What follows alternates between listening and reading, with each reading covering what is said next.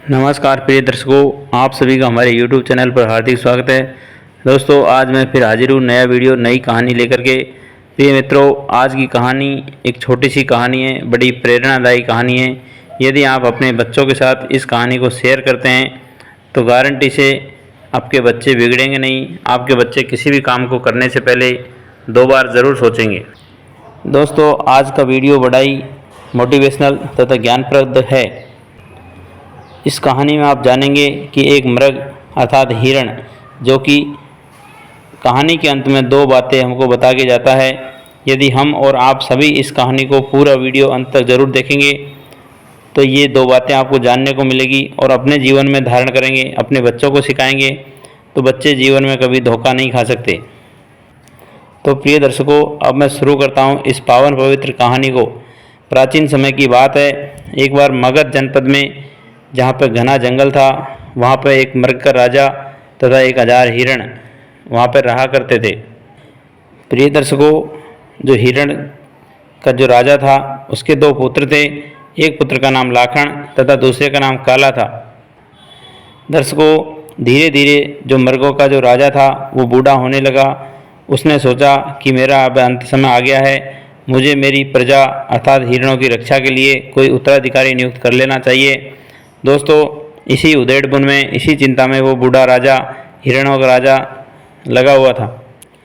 दोस्तों, वह राजा अपने बेटों को किस प्रकार से उत्तराधिकारी नियुक्त करे, वो इसी चर्चा में लगा हुआ था। उसने सोचा कि मैं अपने दोनों बेटों को ही उत्तराधिकारी बना देता हूँ। कभी सोचता है कि एक को मैं उत्तराधिकारी बनाऊँ। अंत में वो पाक साफ किसी का पक्षपात नहीं करता था, बहुत भला राजा था। दोस्तों, उसने दोनों ही बेटों को 500 हिरणों का उत्तराधिकारी बना दिया। 500 हिरण काला हिरण को दे दिया तथा 500 हिरण लाखन को दे दिया। अब इस प्रकार से बूढ़ा राजा अपने बेटों को उत्तराधिकारी नियुक्त कर देता है और प्रजा की देखभाल में अर्थात हिरणों की देखभाल में इस प्रकार से चलता रहता है। दोस्तों, कुछ समय गुजर जाता है। कुछ दिनों के बाद मगध प्रदेश के आसपास किसानों ने अपने खेतों में फसल लहलाने लगी। अब जो किसान लोग जंगली जानवरों से फसल के नष्ट होने की डर से खेतों के चारों तरफ गहरी गहरी खाइयाँ खुदवाने लगे, कटीले तारों से उनकी मेड़बंदी करने लगे तथा कई अन्य प्रकार के उपकरणों से अपनी फसल की रक्षा के लिए लगाने लगे। दोस्तों, किसानों ने कई शिकारियों को भी बुला लिया था, जो इस प्रकार से नुकसान करने वाले हिरणों को, जानवरों को मारने के लिए उतारू रहते हैं। दोस्तों, और दोनों जो राजा के पुत्र हैं, इन्होंने अपने अपने गैंग को समझाया कि अब हमें यहाँ से निकल करके पहाड़ी एरिया में जाना चाहिए। प्रिय दर्शकों, राजा ने अपने दोनों बेटों से कहा कि अब तुम अपने अपने हिरणों को लेकर के यहाँ से निकल जाइए पहाड़ी क्षेत्र में। दोस्तों, जो काला हिरण था वो तुरंत सुनते ही अपने 500 हिरणों को लेकर के दिन के समय ही बिना सोचे बिना समझे निकल लिया। अब दोस्तों, रास्ते में उसे ये नहीं मालूम था कि क्या क्या हो सकता है। इस प्रकार से उसने क्विक डिसीजन लिया और तुरंत चल दिया। तो रास्ते में शिकारियों के द्वारा बहुत सारे हिरणों को मारा जा चुका था। बहुत सारे शिकारी हिरणों को किडनैप करके अपने घरों ले गए। दूसरा जो हिरण था लाखन, उसने सोचा कि मैं दिन के समय अगर जाता हूँ तो मेरे हिरण मारे जाएंगे, तो उसने अपना रात्रि में जाने का प्लान किया।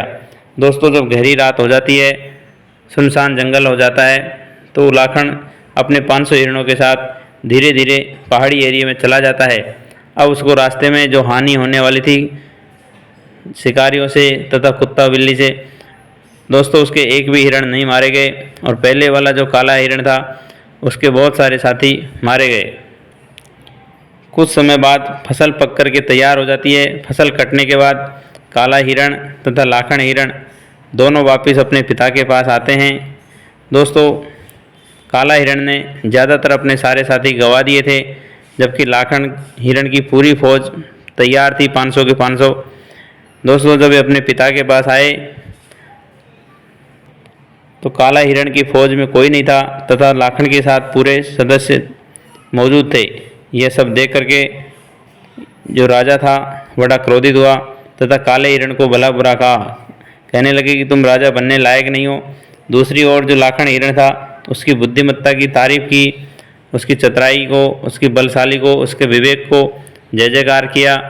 अब दोस्तों वो बूढ़ा हिरण, जो बूढ़ा राजा था, अपने मरने से पहले 2 बात बता के जाता है, वो हमारे आपके सभी के लिए काम आने वाली है। बूढ़ा हिरण कहता है कि कोई भी काम करने से पहले हमें सोचना चाहिए, बिना सोचे समझे कोई भी कदम नहीं उठाना चाहिए। हमको ये सोचना चाहिए कि इसका परिणाम अच्छा होगा या बुरा होगा।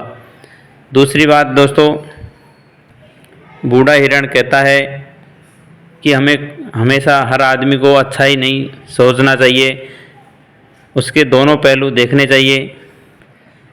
हम ये सोचें कि अगला भी हमारे जैसे सीधा साधा भला मानुस होगा। दोस्तों ऐसा कुछ नहीं होता है। हमेशा विजिलेंट होकर के, सतर्क होकर के काम करे, डिसीजन ले। इस प्रकार से 2 ज्ञानवर्धक बातें वह बूढ़ा हिरण हमारे लिए कह के गया और उसी समय उसने अपने प्राण छोड़ दिए।